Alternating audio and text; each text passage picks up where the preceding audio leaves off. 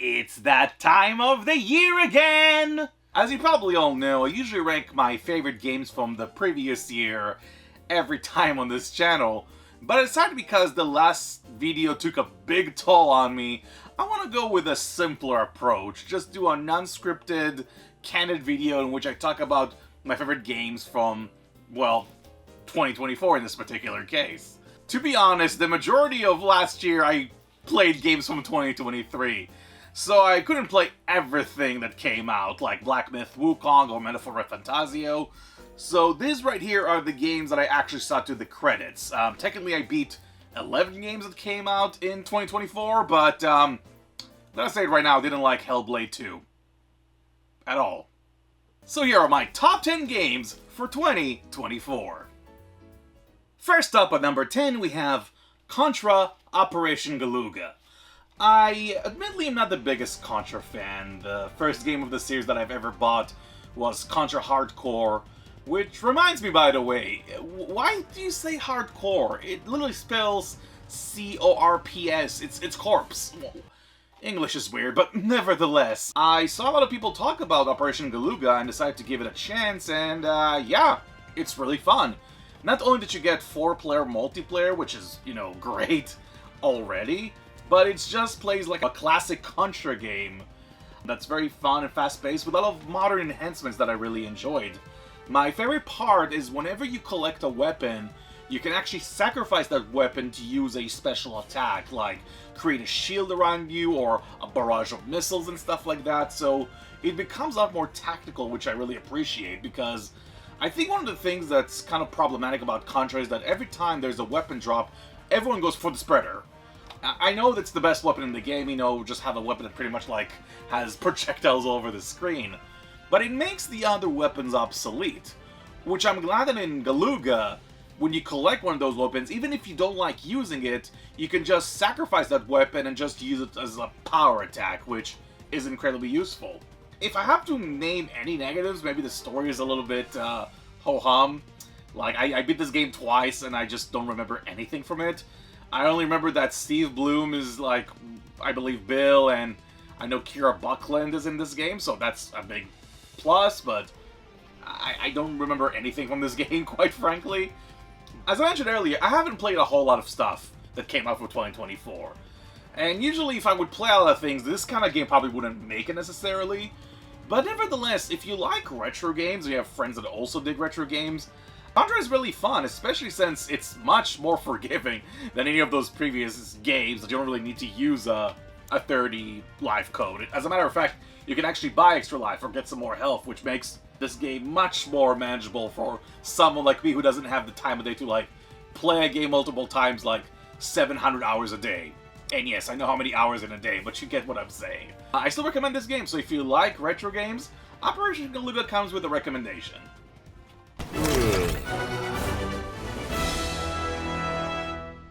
Next up, we have RZ, the Jewel of Faramore. If I was a game exec and I had someone come into my office, pitch a brand new game idea, and say, what if we took those awful Zelda CDI games and basically make them again for modern consoles? I would say get out of my office right now. But those cheeky bastards from CDI, literally the company's name is literally called CDI Software. It's spelled like that. They done it. They literally made a Faces of Evil or Wand of Gamelon game in 2024, which is insane. And the best part is, obviously being in this video, this game is pretty good. I'm actually surprised of how much I enjoyed it. It's essentially, what if you had one of those older games, but when you press a button you jump as opposed to press up on the D-pad, which is all the major improvement right there, but also has better inventory system, the actual levels are well designed. I kind of like the Metroidvania aspect of this game, where there's not a whole lot of levels, but you get to revisit them sometimes if you have the right item that can take care of a block that stopped you previously. But let's be real, the gameplay is great, and I enjoyed the 4 hours I've played of this game, but the main draw are the cutscenes, and I don't think it's ever gonna be possible to capture that lightning in a bottle of those CDI quality cutscenes from 30 years ago. It's impossible. They tried, but I don't think it's ever gonna be as awkward or as stilted or as uncanny as those were. You know, especially when you have, like, characters that move around on the background, but the background never change, but they actually move in the background, which is incredibly funny and obviously intentional. But I just like the delivery of the actors.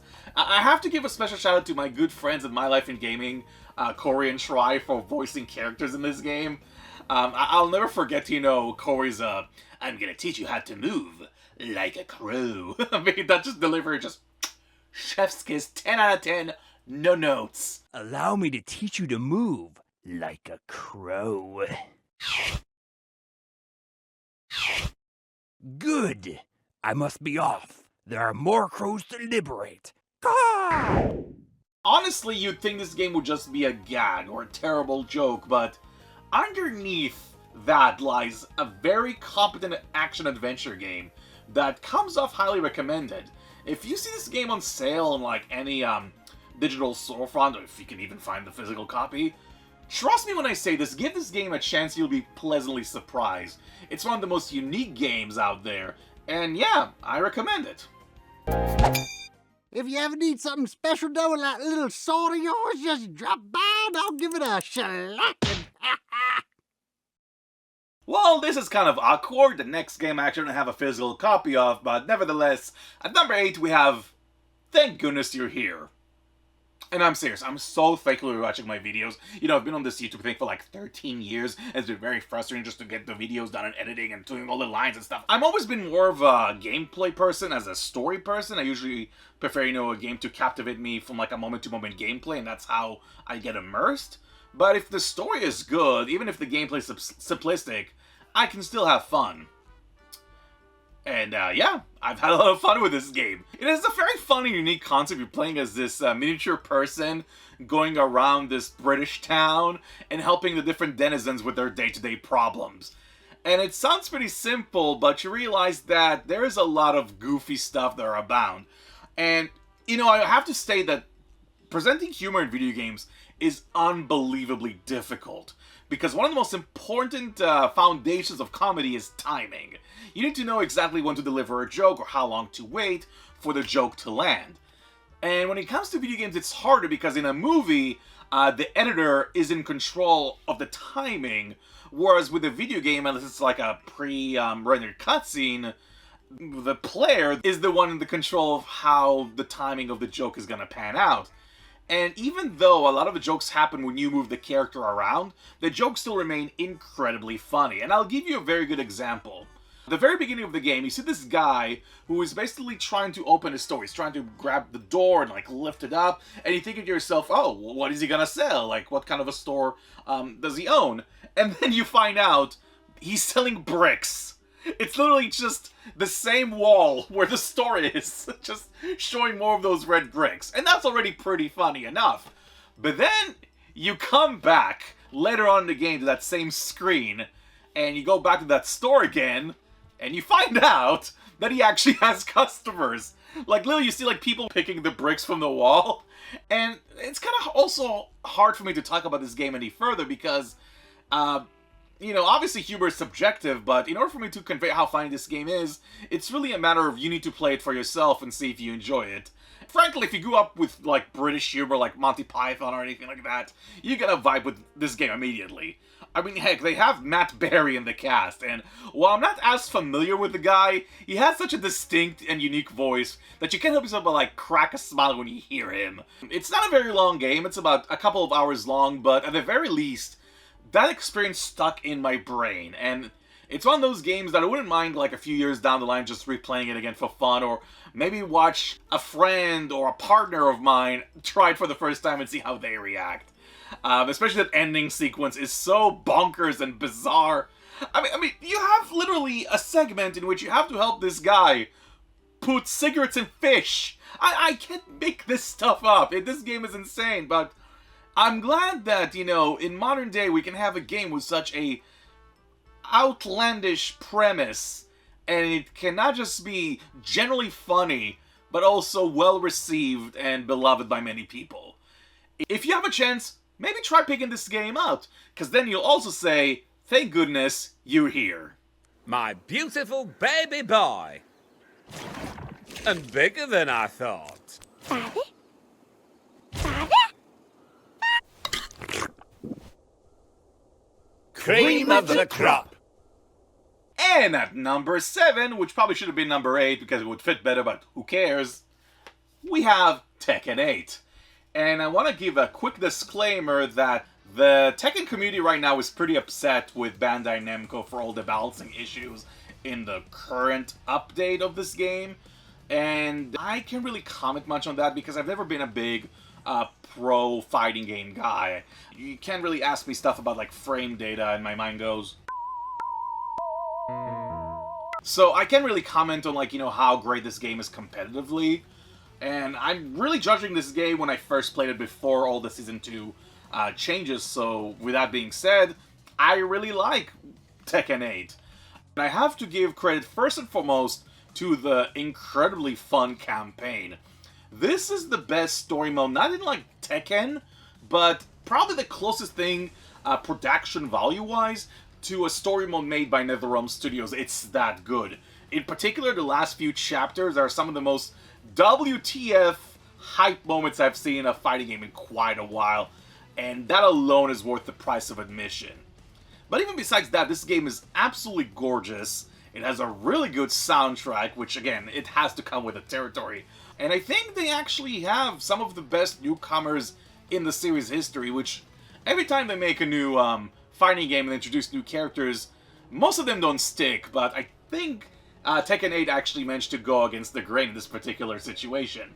Reina has only become one of the most popular Tekken characters of all time, considering she only had one appearance so far. I like Victor a lot, like the commander of the Ravens. I mean, I gotta love his like freaking like knuckle blade weapon he has, and he's just unbelievably slick.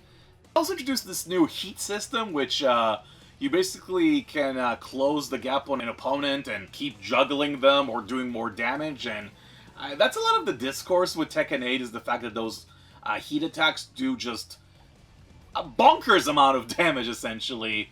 And I don't think people necessarily have issues with the heat in particular. I think it's more so for just how much a heat attack can turn a tide of battle. But that being said, this is still Tekken through and through, and this is probably the most I've enjoyed the series probably since, I want to say, Tekken Tag Tournament 2, which was 13 years ago at this point. It looks amazing, it sounds great, it actually has a decent amount of single-player content, even in this little, like, quest mode where you play as a Tekken player going in arcades all over the world and facing other Tekken players, which is kind of cute. Customization is, again, very fun. I just wish they added Team Battle again. We haven't had Team Battle in forever, come on! Just give me Team Battle again, please.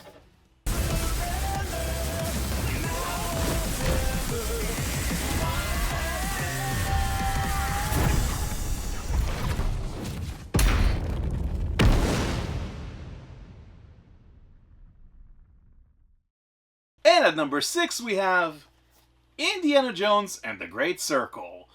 I consider myself a casual Indiana Jones fan. I really liked Raiders of the Lost Ark, and I think that Temple of Doom was a decent movie. We don't really talk about the last two. But I only saw Last Crusade this year.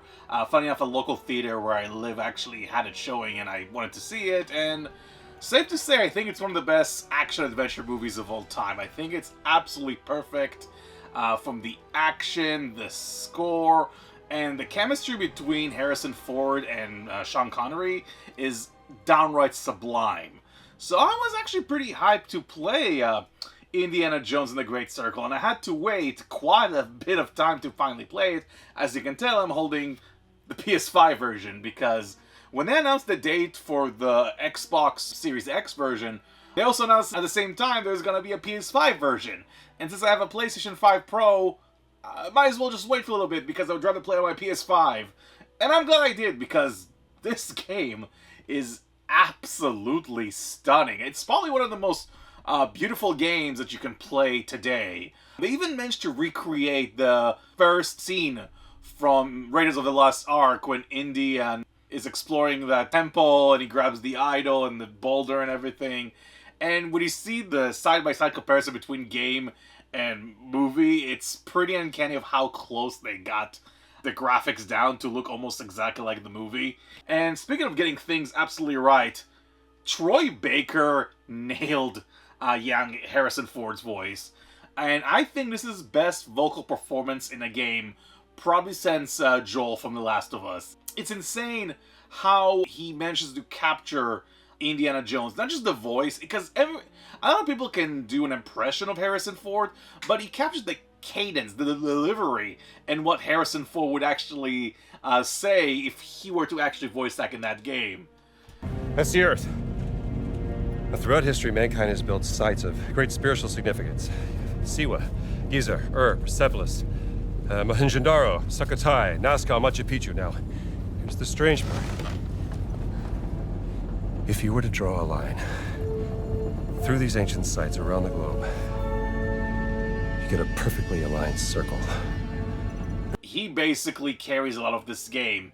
Him, and I also really enjoy the villains, in particular Voss, the main bad guy. He's written really well, just like a lot of the other villains from Machine Games, who also wrote the Wolfenstein games, which I also adore. But any scene that Voss has with Gantz, one of the SS soldiers there, it's just pure gold. Und die Affengeräusche.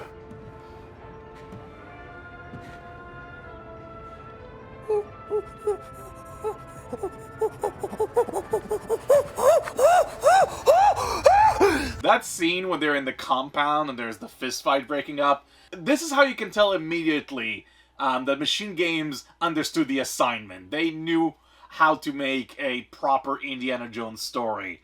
Arguably even better than the last two films. The thing though with this game is that while I did enjoy it, I'm also one of those people that, even going into the trailers, which a lot of people were kind of skeptical about, I was never that excited about the first-person perspective choice. I kind of get why they did it, because you are looking through the eyes of Indy, so it makes the action more intimate, especially when you do like all the hand-to-hand combat stuff. But sometimes things can get a little bit awkward, especially when it comes to platforming. And I like doing all the swinging with the whip and all that kind of stuff, but it was really hard at times to gauge my distance from where I was at compared to the ledge that I had to reach, so I found myself falling out of time, which was kind of awkward. And speaking of the hand-to-hand combat, I felt it was just a little bit too simple for my taste. Very early in the game, you can get a power-up that essentially makes the punch's powers much stronger. It's very easy to redeem, so a lot of the foot soldiers like went down after like 4 punches. It's a matter of like, 1, 2, 1, 2, 1, 2, and then they're down.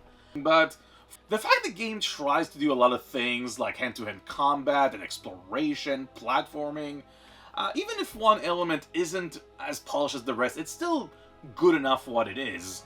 As a matter of fact, I always opted to use melee as my go-to option in this game. You can use guns, I mean obviously the same company made Wolfenstein, but I rarely wanted to do it because even though Indy has used guns in the past, it didn't really feel right to me to just go guns a-blazing and shoot every bad guy in the face. It just didn't really sit right with me. What was more fun for me was literally looking for objects in the environment, like, a pan or something like that, grab it by the handle, sneak behind an enemy and just go punk and like one-hit kill them.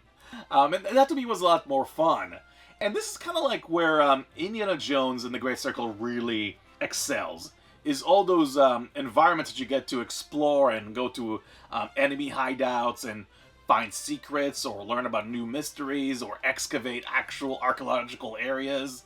I know there's a lot of comparison with Uncharted, and obviously Uncharted was inspired by Indiana Jones, but it reminds me of that one chapter in Uncharted Lost Legacy where you're in this big area and you have to go to like several locations to find pieces of medallion, and it was like the first time in an Uncharted game that they had an open world format. So imagine that, but with an entire game functioning like that. My only issue is that even though I enjoyed the ideas here, I didn't really have fun exploring all the areas. The Vatican can be kind of closed off. Obviously you're in a city, so there's going to be a lot of buildings, and sometimes it's just kind of annoying to like roam around the different streets, and the map can be kind of unclear. And the last big area you explore is Siam, which is kind of a hassle to explore because a lot of it is covered in water. So you need to have a boat to move faster, but the boat is kind of clunky to control. Most of the time I just opted to swim, and in this game you just swim unbelievably slowly. Like, you're literally swimming in molasses, which is very not fun. The only area I just loved is Giza in Egypt. This is an open area, and you have so many locations you get to explore. Like, there's a dig site, there's the Sphinx location, which is breathtaking. There's a pyramid in the distance. There's a market you can go to. To me, that is the highlight of the game. There are some blemishes to this game overall, but it has excellent storytelling. It's absolutely beautiful. The score is fantastic. The voice acting is great. It even features the late and great Tony Todd in a pretty prominent role. Rest in peace. And yeah, if you like Indiana Jones, you're absolutely gonna fall in love with this game. This is essentially the Arkham City / Asylum for Indiana Jones fans. And if that doesn't sell this game alone, I don't know what will. What you have is your stupid American cartoons. Choo-choo! Choo-choo! Ha ha ha ha. At number 5, we have Final Fantasy VII Rebirth. I've had a love-hate relationship with a lot of Final Fantasy games as of late. I admit I've been kind of harsh, most particularly to Final Fantasy 16, which it didn't really gel well with me in particular, especially since a lot of the RPG mechanics took a backseat. Not to mention, a lot of the story beats and the plot just moved at a glacial pace. And I also had issues with Remake as well. I also thought that taking the first 5 hours of Final Fantasy VII and bloating it to a whole game was kind of a boneheaded idea, honestly. But I really liked Rebirth. I think Rebirth is the right step for that particular trilogy. The reason is because literally when you first start this game, after the first chapter, the world opens up and you have all those big, vast landscapes you get to explore, which is incredibly fun. I mean, granted, a lot of people complain about the freaking towers that you have to uncover more areas of the map, a la, you know, Ubisoft, Assassin's Creed stuff, but I don't care. As long as you get, like, a nice gameplay, like, base, I don't care how you unravel the rest of the areas. I forgot how fun the combat in FF7 Remake was, and in Rebirth it's even better, because they added some new mechanics as well, which, specifically, I really enjoyed the synergy attacks, where two characters can perform an action together that either inflicts a lot of damage on an enemy, or increases another bar in the ATB bar so more special attacks can be performed. In general, just really enjoyed this game, and like I mentioned earlier with Remake, yeah, that game is bloated, and there are some filler in Rebirth as well, but I think the writing and the character interactions to me were more fun in Rebirth, that I didn't really mind a lot of the filler stuff, even if the side quests can get grating here and there. I just want to see more of this ragtag group of heroes overcome the hardships that they have to face. And, boy, a girl Tifa, I'll never say anything bad about Tifa. If a game gives me an option to date Tifa, come on. Like, I literally waited for the PlayStation 5 Pro to come out. It can run this game much better, because I heard on original PS5 had issues running Rebirth. It's either you had really good frame rate, but the graphics were blurry, or the graphics look well, but the frame rate was cut in half. And I'm telling you, playing this game in perfect frame rate, per se, and great visuals, definitely makes everything look a lot better, especially Tifa, because when you get that beach episode, oh boy! Yeah, now I understand why everyone is loving that character so much. But what astounds me more is the amount of different activities they put in this game. They threw everything and the kitchen sink here. There are so many different mini games that I can spend a whole day just explaining what this game has, but if I have to just mention one thing, it will be Queen's Blood. I usually don't like those extra card game mini games that a lot of games have tacked on, which I don't really blame the developers for putting them in, but my attention span is very limited in terms of like learning a whole rule set. But Queen's Blood not only is incredibly easy to learn, but it's some of the most fun I've actually had with Final Fantasy VII Rebirth, no joke. As a matter of fact, every time I went to a new town or a new location and there were Queen's Blood players there, I literally stopped everything and challenge them for a Queen's Blood game, because it's actually very tactical and engaging game to play. I really had a lot of fun playing it. That being said, not every minigame works, and a lot of the chapters just involve minigames like the beach episode. I mean, as much as I like my best girl Tifa in a bikini, that chapter is kind of slow moving. But even when the game fumbles around and doesn't quite hit the mark, I need to give full marks to Square Enix for at least trying, because even if something fails, in a few seconds there's gonna be something new. Like, the game always throws something exciting towards the player, and even then you still have the core, like, combat to always fall on, in case of all that other fluff doesn't exactly work. I cannot wait for the third chapter, and I'm pretty sure you will too once you play this.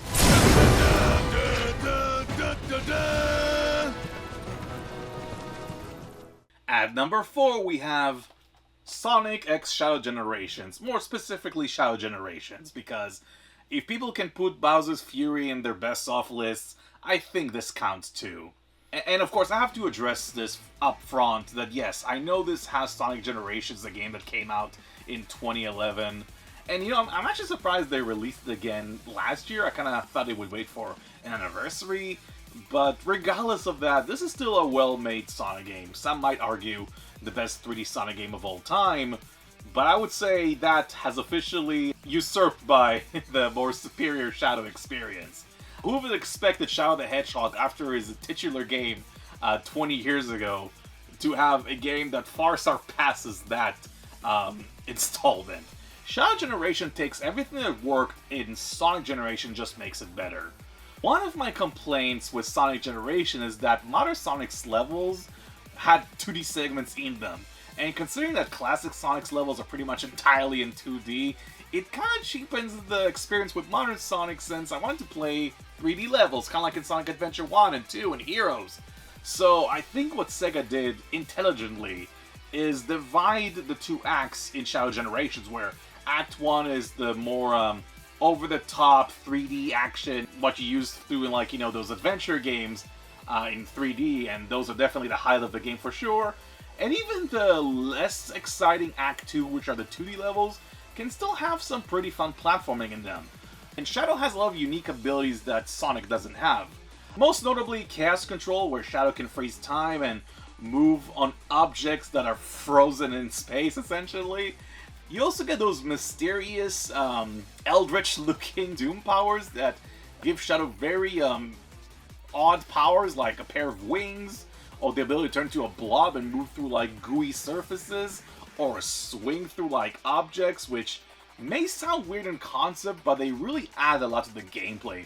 Specifically, the swinging mechanic, I think, is excellent. Like, it's a cool new way to traverse, and you can either use it to either gain extra upward momentum or just jump to a further distance, which is such a clever mechanic.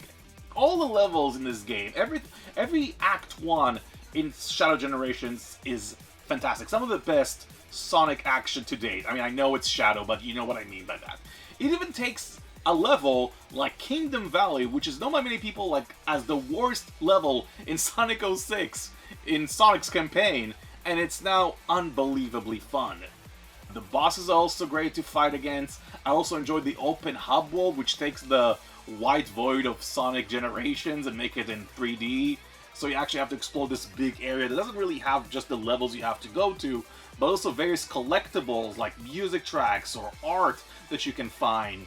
And it's surprisingly very engaging to traverse this area. And I would even argue it's much more pleasant to look at than any environment in Sonic Frontiers that is just bland and drab with that much to do. Admittedly, the only reason why this game isn't that much higher on the list is because it is a very short experience with only a few levels, and you can beat it in maybe a couple of hours, maybe 3. It took me 13 to finish everything 100%. But even with its limited runtime, I've had so much fun with Shadow Generations, and heck, Sonic Generation on its own is a fantastic game that every Sonic fan is gonna adore. So you combine those two and you get this fantastic package that everyone should try out, and there is no shadow of a doubt about it.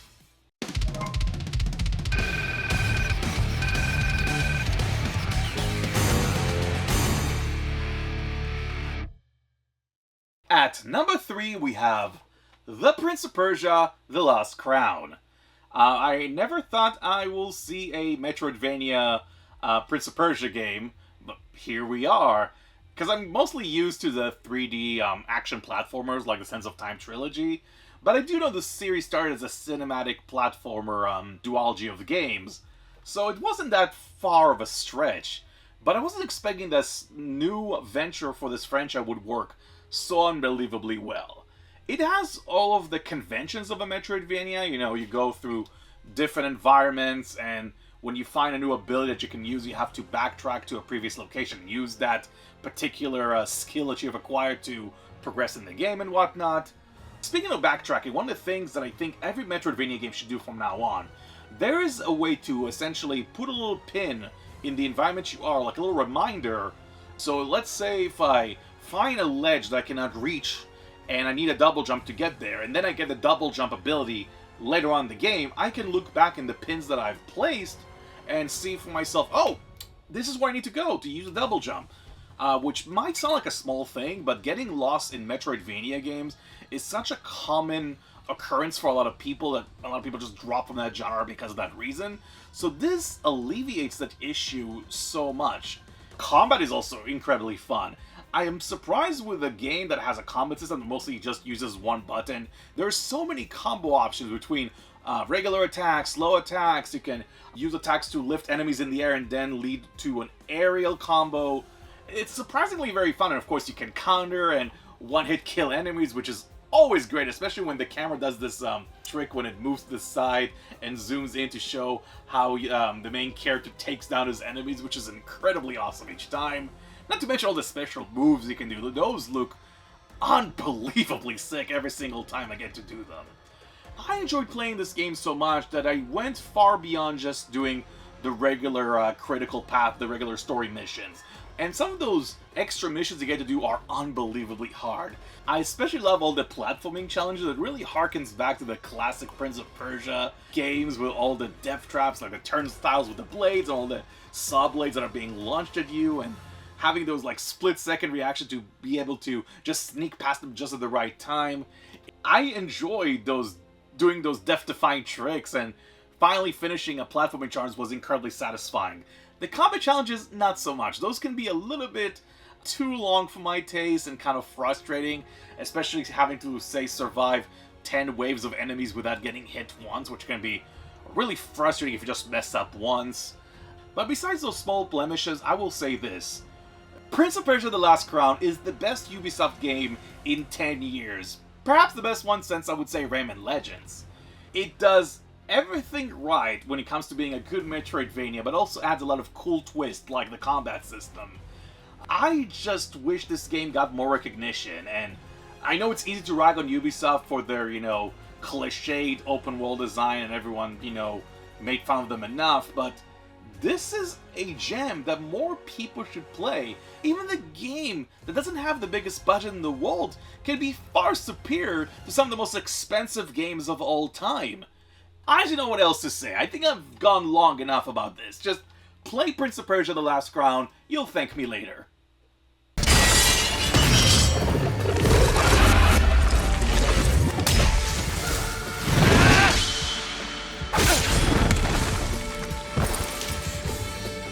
And at number 2, we have Astrobot, a phenomenal platformer that a lot of people enjoyed. It even won the Game Awards last year.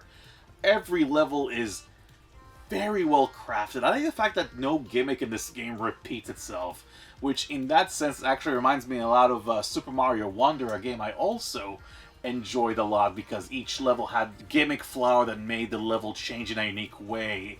It kind of has a similar concept with the tools that Astro can use.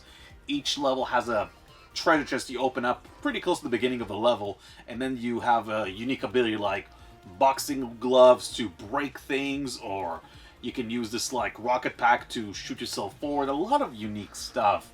And what's great is that those gimmicks never really repeat themselves too often. Maybe for like a level or two. But considering the fact this game has like about 30 levels, it's impressive how they can keep the momentum going with brand new ideas and it never gets stale. It's downright amazing. And can I just say, like, this is one of the best love letters that any system can ever get. Like, the whole PlayStation brand. This is a love letter to PlayStation right there. Which Astro's Playroom already was, but I think Playroom in particular was about the history of the PlayStation hardware. This also celebrates all the different, like, brands of, like, video game brands that have accompanied Sony throughout the year. Seeing characters, like, all the way from Crash Bandicoot to Helldivers is how much this game covers. I like restoring the bots, but those that are adorned with all different, like, gaming costumes are the best. And just seeing them act in, like, their own unique animations is just downright charming. The only reason why this game isn't number one, it's because I sort of had this deja vu feeling with it. I've played Astro's Playroom, as I mentioned, but more importantly, I also played the VR game on the PS4, Astro's Rescue Mission. And while I haven't completed that game because at that point I got rid of my PSVR, I kind of felt like I was going through the motions again because a lot of the level gimmicks and the controls felt very similar to that game in particular. Maybe it's the reason why when I went through Astrobot, I wasn't as in love with it compared to people who played this game for the first time, or a game of its kin for the first time. Like, they haven't touched Astro's Playroom, even though it's free on your PlayStation 5. Come on, people. But because I already played it, I knew what I was getting into, so I wasn't as surprised. Granted, there are a lot of cool surprises in this game, like the many PlayStation levels, like the Uncharted one where Astros gets a mini, like, BB gun and shoots enemies from afar, or the God of War level when he gets a Leviathan axe, so he grows a beard like Kratos and uses the axe to, like, freeze enemies or objects. It's an unbelievably creative game that I really, really enjoyed, and maybe it was a little bit also on the easier side, so it didn't really, like, scratch that particular, like, platforming itch. Though there are some pretty tricky platforming sections towards the end of the game if you really try to get all the bots and unlock some of the hidden stuff. It can be really tricky without any checkpoints. But that being said, despite those minor nitpicks that are really minuscule in the grand scheme of things, Astrobot is a tour de force that, most importantly, is a PS5 exclusive. A lot of the PS5 exclusives make their way to Steam, so therefore owning a PS5 doesn't really feel that special anymore, which is why I keep hearing the PS5 has no games argument. Show him this game. This game is the reason to own a PS5. Astrobot is one of the best games that came out in the last few years, and if you ever want to put a giant smile on your face, this is a must-play. You gotta try this game out.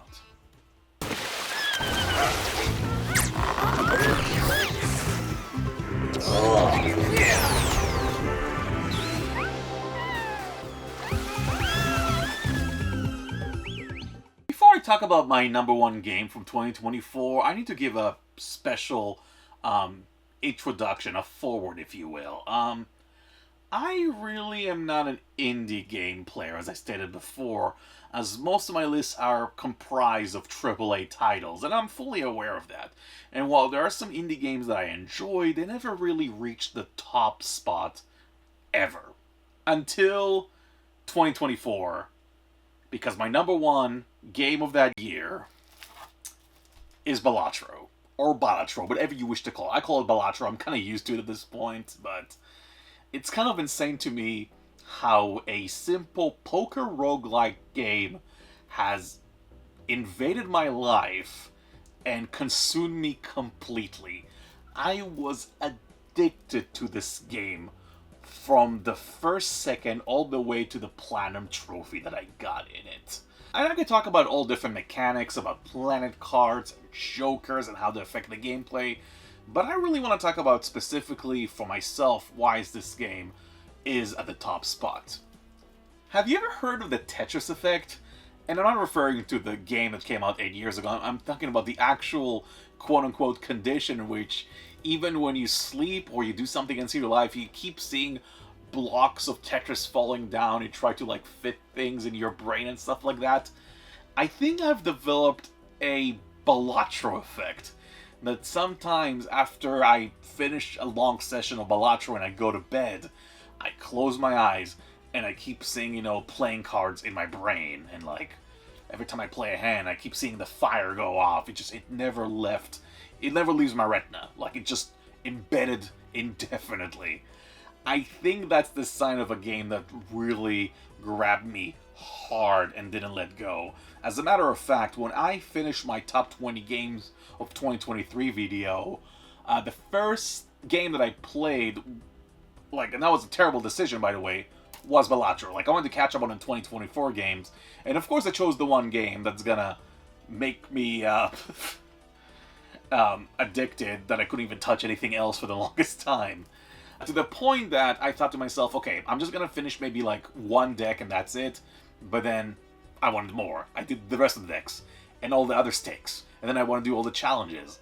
And then I was like, okay, maybe if I just do all the decks, I'm done. But no, there's this thing called Completionist Plus Plus, in which you have to finish the game with all the jokers in the gold stake, which is easier said than done. And if I'm being 100% honest, it took me about 600 hours to platinum this game, and most of it was due to me learning the game as I go. I'm gonna say something that I never expected to say. Not only that BladeBlur is my favorite game from 2024, it's my favorite indie game of all time. It used to be Neon White, but it definitely got dethroned by this simple yet addictive masterpiece. It is a word I don't use too often. I know the premise sounds ridiculous, like poker roguelike, but once you learn the mechanics, it just hooks you in and never lets go. I know I didn't go into a lot of detail explaining exactly why this game is so phenomenal, as there are so many creators that can put it in such a succinct way why BladeBlur is unbelievably addicting, but mark my words, this game is one of the best games I've ever played in my life. It quickly became one of my favorite games of all time, and my #1 game for 2024.